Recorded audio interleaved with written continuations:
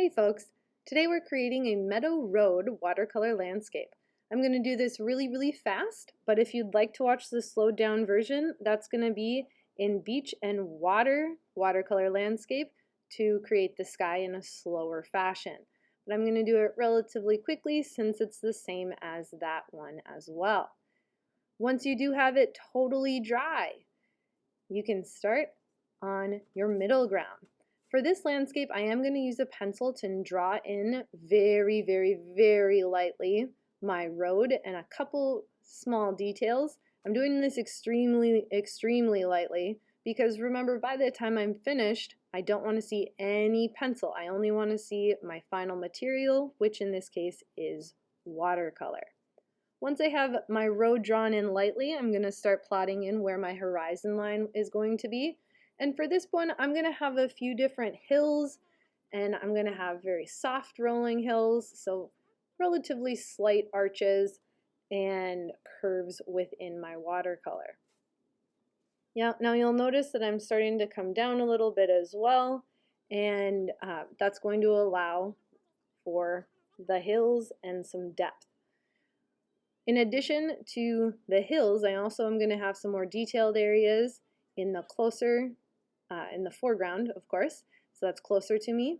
And so having some of your grass a little bit more detailed and vertical is going to allow for it to seem like it is indeed closer. As you start working on your road, I'm not working in black or grays right now. I'm just drawing in on top, or painting in, excuse me, on top of where I drew in the road. I'm hinting at and blocking off where my road is going to be before I fill in my hills. Now my hills in the background are not going to be just one solid color. You're of course going to be blending and layering multiple colors. I got some yellows, I got some dark greens, I got some lighter greens, and you're going to want to use that as well. Remember, as you're working, you want to incorporate different values in order to have success. That's going to allow for some depth in your piece and create space for you, which is the goal. We want to have depth in our landscapes because the land generally has more going on than what's right in front of you. As you work, try your best to keep your colors relatively consistent. That doesn't mean you're going to have it all the same all the way around, but if you have yellow in one area, you're going to want to bring that same tone into another area. Same deal with green or browns or even blues. It really depends on how your landscape looks and what you are choosing to incorporate.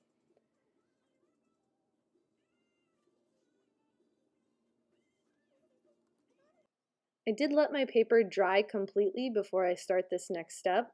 I wanted my road to be as together as possible and make sure nothing was bleeding. So I didn't want any of the greens to come into my road, of course, since that would be the concrete or the cement, depending on what kind of road you have. But I wanted to make sure everything around it was dry before I went and plotted that in. And I did that dark, kind of not super dark gray by using a watered down black. After I did that, you can see that I'm going in with some darker greens to establish some more depth and values within my piece.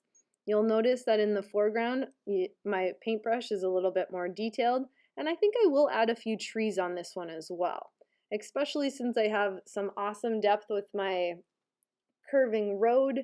Adding in a few things in that regard will never be bad.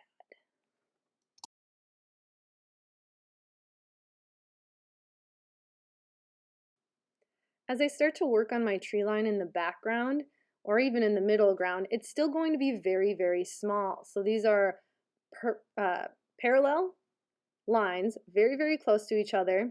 Vertical, of course, since they're trees and it's a tree line. And you'll notice that I don't have very much water on my paintbrush right now.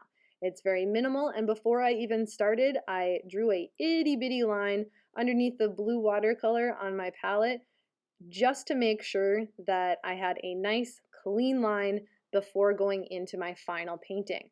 I wanted to make sure everything would be together and not bleed everywhere, and that I didn't have too much water on my page.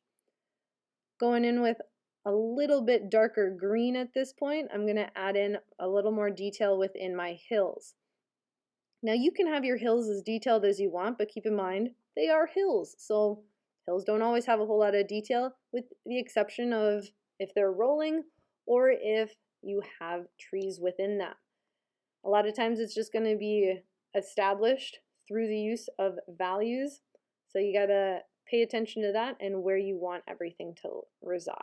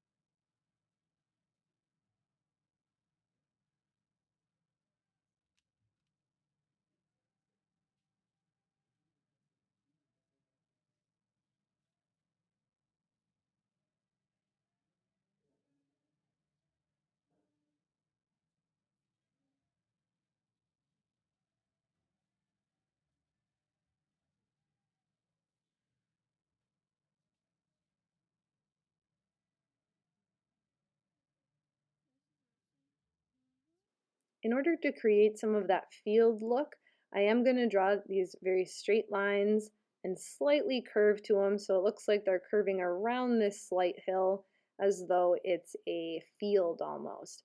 And if you wanted to do that, you're having a very little water on your paintbrush, very, very little, and just drawing them in with that small detail brush.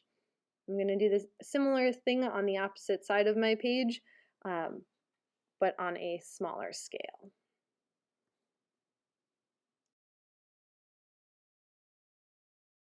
Right now I still don't have anything super in my foreground, so let's change that.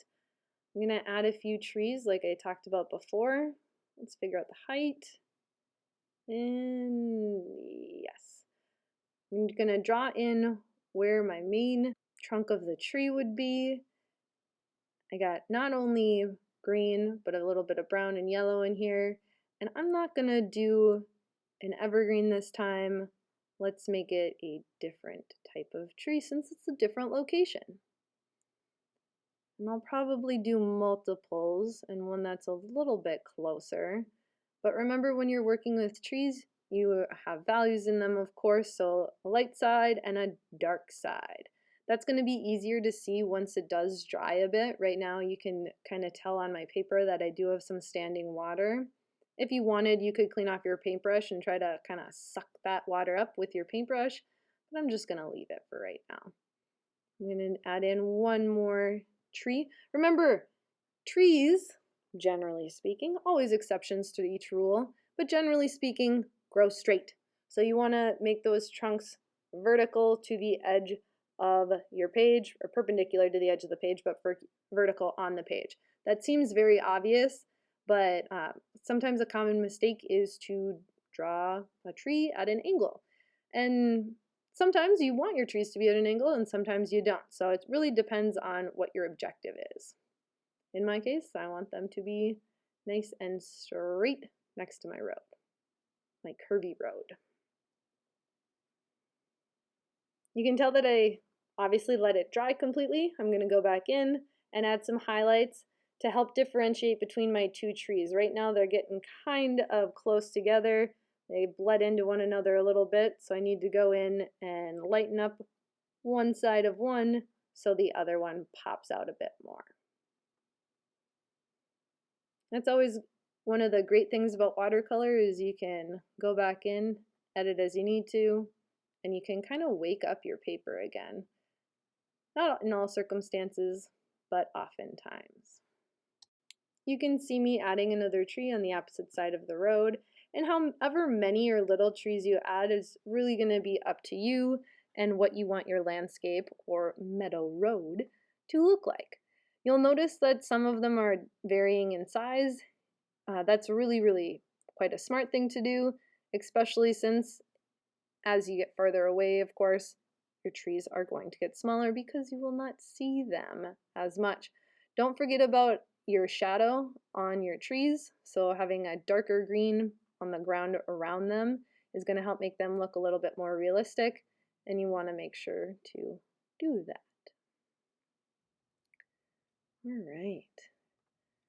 We're getting closer to the end here, but I do have a few more details that I want to incorporate, and I think I'm going to make my road a little darker, especially where it's farther away from me.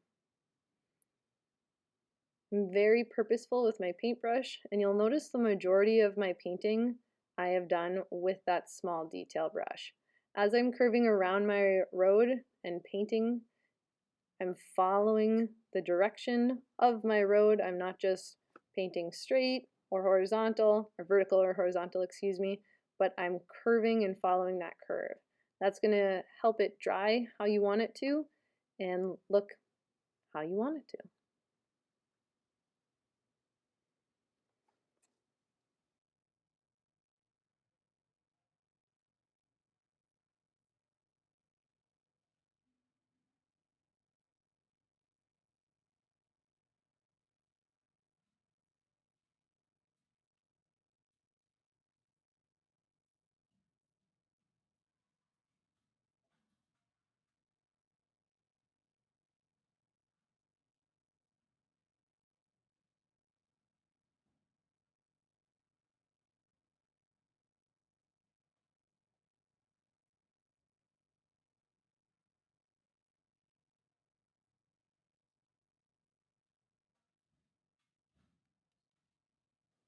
I'm just going to add a little bit more value within my road right now. It's still a little bit more similar to everything than I want it to be.